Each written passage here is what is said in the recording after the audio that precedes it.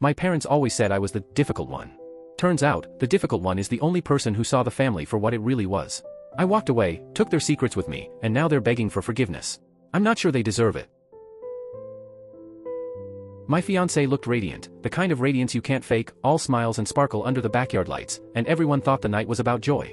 100 guests filled my yard, stepping over the gravel path I'd laid with my own hands, clustering around high-top tables, clutching flutes of champagne.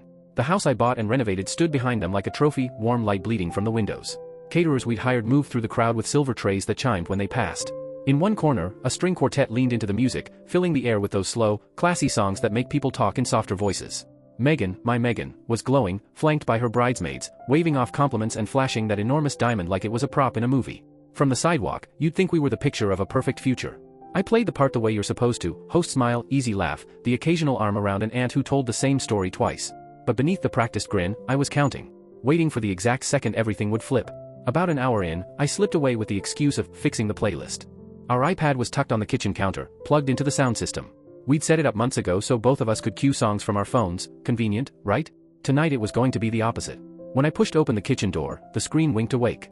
A new iMessage banner blinked at the top. The name was the thing that hit me before the words did, Derek. Her ex. The same Derek she'd promised was out of her life, sealed in a closed chapter. My chest tightened in a way that's hard to describe, like someone pressed a hand over my ribs and turned slowly. I tapped the notification. Her outgoing message sat there at the top, still warm. Megan, this is so boring. Can't wait to get out of here. Just hold on a little longer. Below it, the reply, is tonight still on? And then, the line that made everything concrete, the line she thought was secret, absolutely. Can't wait to see you tonight. For a full minute I just stood there. The party's laughter and clinking glasses blurred into a distant hum, like I was underwater. It wasn't the drama of being blindsided that struck me so much as the awful, precise fit of it all, the missing pieces snapping together. The late calls she had to take, the nights she said she was out with friends but came home scented with some unfamiliar cologne, the times her eyes would glaze over when I started talking about our honeymoon plans. All these little things that had made me uneasy over the past year suddenly lined up like dominoes and toppled. Anger washed over me hot and bright, a pressure behind my eyes. I wanted to flung the iPad, to storm out and drag her into the middle of the yard and shout until everyone heard the truth. But I stopped myself. Raw emotion would have made a scene, and I wanted something cleaner, surgical, deliberate. This wasn't a moment for yelling, it was a moment for leverage. So I breathed. I watched her through the kitchen window as she laughed, her head thrown back, completely unaware. She had no clue how close she was to losing everything she thought she was keeping. She was luminous, oblivious, and that made my resolve click into place. I walked back into the party wearing a smile that felt like a mask. The smell of rosemary from the past hors d'oeuvres hit me, the quartet's bow strokes kept time like a metronome, and my whiskey on the rocks was bitter and steady in my hand. I found my brother, my best man, near the bar. I told him two things, quietly. One was to fetch the catering captain immediately. The other was to be ready for a little performance. He blinked, then nodded, trust and confusion mingling on his face. I didn't explain. Why ruin the moment with words? Sometimes the silence says more. I could feel my pulse in my throat, counting down like a second hand. I turned away from him, whiskey glass cool against my palm, and walked back into the crowd, the lights blurring around the edges. Everyone was laughing, glasses raised, nothing felt different to them. But for me, the night had narrowed to a single line, expose or endure. And as the quartet moved into the next piece, I felt the weight of a decision settle. I'd told my brother exactly what to do next, and then I stepped back toward Megan, heart thudding, the smile still in place, the words rehearsed in a voice I hadn't yet used. The show I put on next? Oscar-worthy. For the next hour, I worked that backyard like a politician who'd kissed every baby in the state. Smiling, shaking hands, laughing just a little too loudly. I cornered Megan's parents first. Told her mom how stunning she looked, which, to be fair, was mostly the dress. Her dad, the guy who walked around with a permanent expression like he smelled something unpleasant, pretended to tolerate my existence. He came from old money and car dealerships. I came from long nights, caffeine, and a software company I'd built from nothing. He never liked that. But tonight, with his daughter's diamond shining and the crowd buzzing, he acted like we were best friends. Funny how pride makes people flexible. Then I wrapped an arm around Megan by the outdoor fireplace. She barely noticed, gave me a distracted kiss on the cheek, and turned right back to her bridesmaids. I was in her world, but not part of it, more like another decoration to complement the lighting. The fire crackled, sparks floating up into the warm air, and I felt the heat of it on my face, or maybe that was just the anger I'd been holding together so tightly that it hummed under my skin. Meanwhile, the plan kept growing sharper. I tracked down the catering captain behind the buffet setup. He straightened his jacket like he was preparing for bad news. I leaned in and told him the party favors, the engraved silver keychains we'd ordered, weren't going out anymore. Instead, I slid over a cardboard box filled with cheap plastic rings. The kind you get from a joke shop. He stared at me like I'd just spoken in a different language. I slipped him a tip big enough to buy a small island, and suddenly he understood exactly how to follow orders without asking questions. Next stop, the string quartet. I handed the lead violinist a crisp $100 bill and made a special request for the last song of the evening. He raised an eyebrow, unsure why anyone would want that song at a classy engagement party. I just nodded. He accepted. By 9 o'clock, dusk had settled over everything. The garden lights glowed like gold coins in the dark, guests laughing under the soft evening sky. I grabbed a champagne flute and walked onto the raised patio that doubled as a small stage. I tapped the glass with a knife 1, 2, 3 times, and the sound rang clear and bright, slicing through conversation. Instant silence. Every face turned toward me. Megan looked up, her smile wide and confident, like she owned the moment. She thought she was about to get a loving toast. And I guess she was, just not the kind she wanted. If I could have everyone's attention, I said, projecting calm I didn't feel. Thank you all for being here tonight to celebrate with us. Glasses lifted. Heads nodded. The usual polite crowd reaction. When I asked Megan to marry me, I believed in what love meant. I believed in loyalty. In honesty. In trusting someone with everything you are. My voice slowed. I thought we were building a future. The air shifted.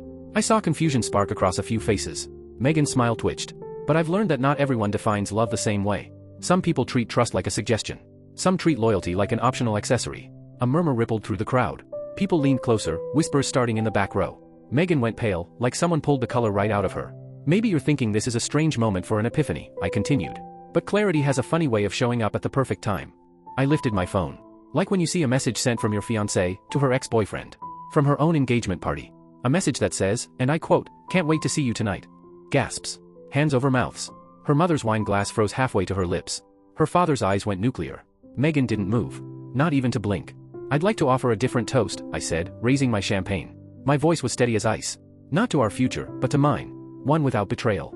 One where I don't have to wonder who she's sneaking off to meet. I took a long drink, emptied the glass, and set it down with a soft clink. And Megan, I added, I truly hope your meeting with Derek tonight is everything you wanted. Because this party? It's not an engagement celebration anymore. I let the silence stretch. It's your goodbye party. The engagement is off. Every breath in the backyard seemed to stop. People stared, stunned, waiting for someone else to react first. And then, right on cue, the quartet began playing the song I'd requested. Bye-bye. NSYNC. The perfect finale to a perfect performance. The backyard detonated into chaos, fast, loud, and everything I'd hoped to avoid but had quietly prepared for. Megan's mom made this awful deflating noise, like someone had just let the air out of a party balloon. Her hand flew to her mouth. Her father, red as a boiled lobster, shoved through the crowd with that ugly, furious energy some men get when they think their pride's been stepped on. You have no right, he roared, voice booming. You will not humiliate my daughter. I didn't flinch. I'd rehearsed staying composed for weeks, practiced that cold calm you see in courtroom dramas. My brother, who's a good 6 inches taller and easily 100 pounds heavier than Megan's dad, stepped in front of me like a bouncer at a club. He was quiet, voice low and dangerous. I think you should leave, he said. My own parents materialized at my elbow, mom's face a perfect portrait of horror, dad's expression oddly pleased, like he'd been waiting for something inevitable to happen. What is going on? My mom demanded, voice trembling. I showed her the screenshot on my phone. Watching the color drain from her face was almost obscene. It went from puzzle to ice-cold fury in half a breath. You could see the wheels turning, protect the son, calculate the next move. Meanwhile, Megan had collapsed into the center of her bridesmaids, and the scene was surreal. Clothes rustled, glossy hair was clutched, mascara smeared. They were wailing, not the quiet, reflective kind of crying, but the screeching, red-faced fury of people who believe they've been double-crossed. Megan was howling accusations at me between sobs. You're a psycho. You set me up. My phone was hacked. Her voice had that high, frantic edge that makes strangers look away. Her lies were breathless and ridiculous. They fell apart under their own weight. But to an audience of 100 people, a convincing lie can look convincing for a little while.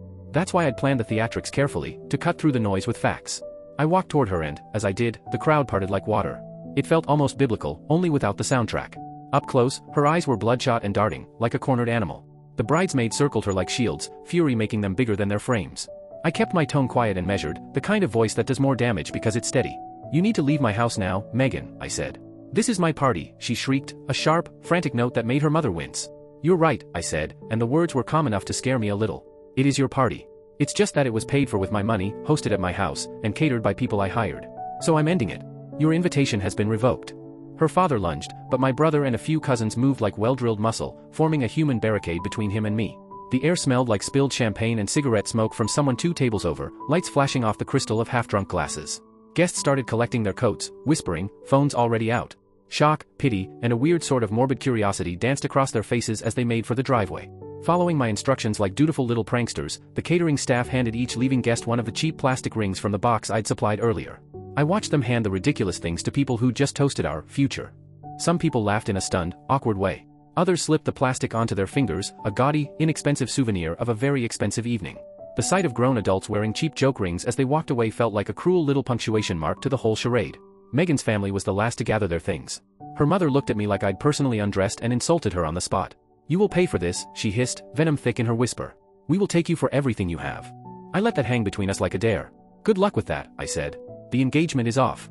Which means, legally, the ring is a conditional gift. It reverts back to me. I expect it returned by tomorrow, or my lawyer will contact you. The moment when realization hit her face was worth every second of the performance. For a flash, her expression shifted from fury to the exact look of someone who suddenly understands the math of what they've lost. Priceless. Maybe callous to say, but honest. Her father sputtered, trying to find words that sounded like threats. Her mother muttered something about humiliation. There was yelling, frantic packing, and that terrible, heavy sound of a family folding in on itself. My house, which had been full of music and laughter an hour before, emptied with the slow, humiliating dignity of a scene in which everyone wants to get away as fast as possible. As the last car pulled away, leaving tire tracks in the gravel, I stood there in the cooling air, beer sweet and ferny from the garden. The string quartet packed up their bows, quietly. My brother put a hand on my shoulder, a solid, ridiculous weight of comfort. People would call this revenge. Some would call it justice. Me? I felt lighter and heavier at the same time, like I'd finally exhaled but had also opened a door I wasn't sure I was ready to walk through. Because this wasn't the end. I'd told her to return the ring by tomorrow. I'd told her my lawyer would be in touch if she didn't. But there were other pieces to this, other consequences I'd been waiting to set in motion. Questions were circling in my head like bats. Would she actually come back for the ring? Would she fight me? Would her father try to sue? What if she disappeared with it? I walked into the house, past the overturned champagne bucket, through the glow of fairy lights still clinging to the eaves, and stood in the kitchen where the iPad had betrayed her. The screen was dark. For a moment I allowed myself a small, private smile, not triumphant, not cruel, just the thin, satisfied relief of someone who'd finally stopped pretending. Then my phone buzzed in my pocket. I pulled it out slowly, fingers tingling, and read the message. It wasn't from Megan. The cleanup felt like waking up after a storm you started on purpose. My yard, just hours earlier filled with laughter and champagne, looked like a battlefield covered in confetti. My family and a handful of close friends stayed behind, some out of loyalty, some out of pure, stunned curiosity. We tossed wilted flowers into trash bags, stacked half-empty champagne flutes, and packed away trays of untouched hors d'oeuvres. The fairy lights dimmed one string at a time. In less than an hour, the celebration turned back into a quiet backyard. My backyard. My home again. I fell asleep hard that night, drained in a way that felt bone deep. When morning came, my phone looked like it had detonated. Dozens of texts. Voicemails. Megan. Her parents. Her bridesmaids. The tone flipped back and forth, begging, screaming, threatening, pleading, accusing, promising the universe if I'd just be reasonable.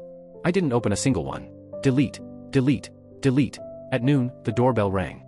I opened the door expecting someone looking for gossip. Instead, it was a courier with a small box. No dramatic speech, no confrontation. Just a handoff and a clipboard to sign. Inside was the engagement ring. No note. No apology. No explanation. Just metal and diamonds sitting on velvet like a relieved prisoner. After that, the practical cleanup began.